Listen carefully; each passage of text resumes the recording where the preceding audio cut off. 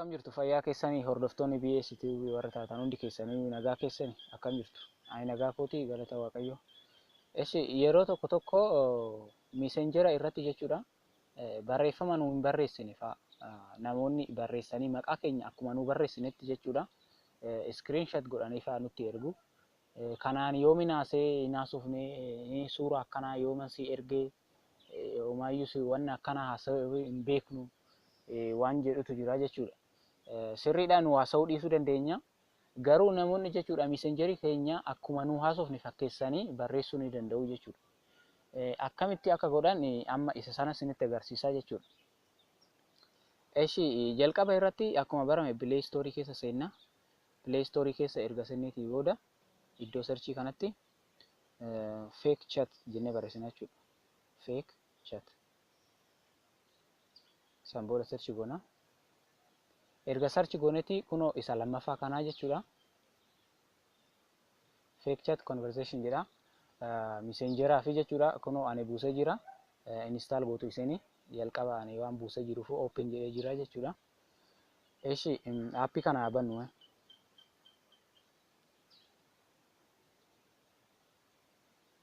Appii kana yeroo bannu haala kanaan nu fidaa jechuudha. Kunoo messengeruma fakkaata.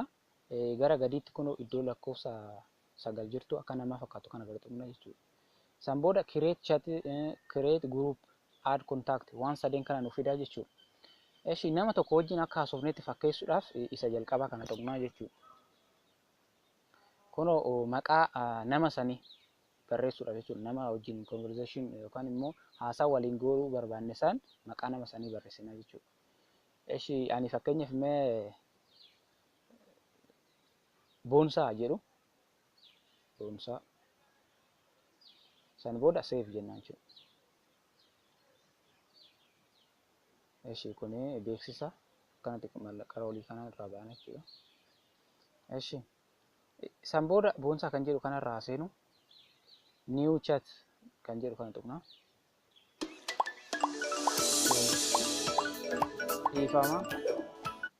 Beeksisni yeroo tokko akkatti gidduudhaan seenaa gara duubatti deebinee akka haaraatti yaabannu. Kunoo Boonsaa jedhee jira. Messengeruma fakkaata kunoo akka mallattoon bilbilaarra ni jira. Kan viidiyootis ni jira. Profaayilii nama kanaa jijjiiruu yoo barbaanne immoo maquma isaatirra buuna tuqnaa jechuudha. San booda set profile picture jedha. San booda ni filannaa jechuudha. Suura nama sanii fakkeenyaaf suura messengerii inni yeroo ammaa kanatti fayyadamaa jiru barbaanne suura nama sanii irra kaawwannaa jechuudha. Fakkeenyaaf suura kana irraa kaa'u. Kun profaayilii irra taa'ee jira jechuudha. San booda amma bakka akkuma nama messengeraa normal messengeraatti jechuudha barreessuu dandeenya jechuudha. Kun iddoo barreessan kanatti ni jira. Harka fuune jedhee osoo barreessiti harka fuune.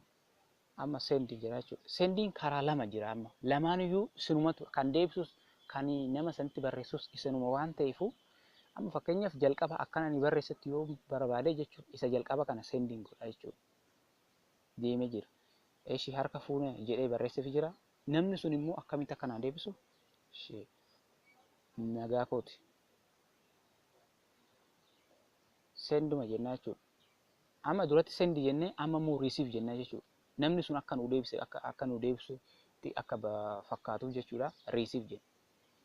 Kunuuti. Harka fuune jedhee barreesseef inni immoo nagaa kooti jedhee na deebisee jira jechuudha. Amma kun akkuma normal messengeraatti fakkaataa jechuudha. Eessa jirta?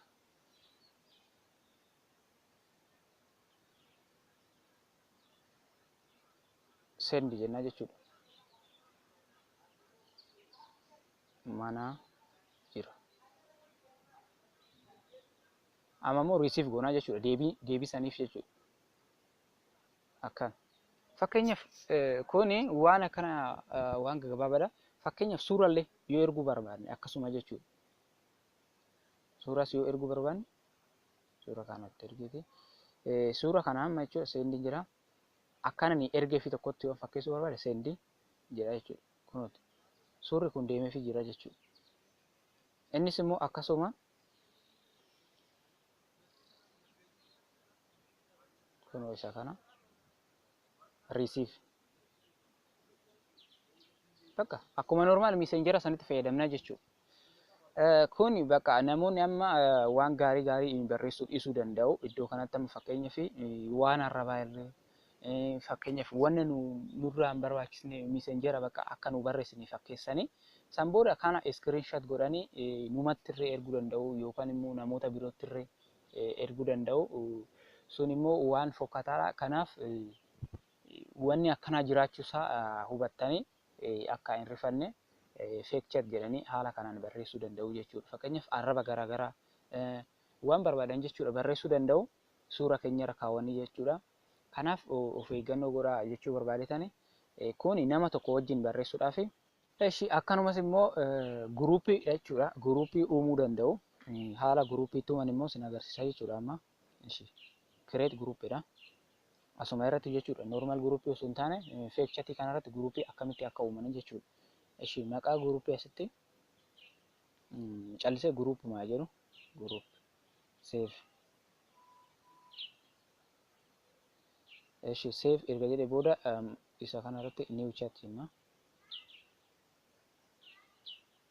San booda mallattoo gara olaanuu gara olii i fakkaatu sanarra tuqnaa jechuudha. San booda chat setting jedha. Maqaan guruupichaa kana fakkeenya suuraan barbaade suura kanarraa isaa jijjiiruu danda'a. BS guruupidha. Add member jedha. Namoota dabaluu. Asitti amma fakkeenyaaf caaltuu save jenna. Profaayilii ishee jijjiiruu barbaanne asumarratti seennee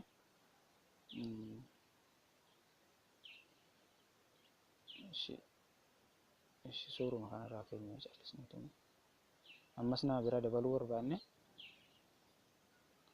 sabboontuu osoo jennete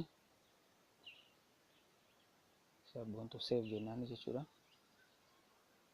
Kan biraas bakka itti dabaluu dandeenya jechuudha. Haga barbaanne jechuudha. Friend haga barbaanne maqaa nama isaanii maqaa dhoofnetu jechuudha. Amma barbaanne itti dabaluu dandeenya jechuudha.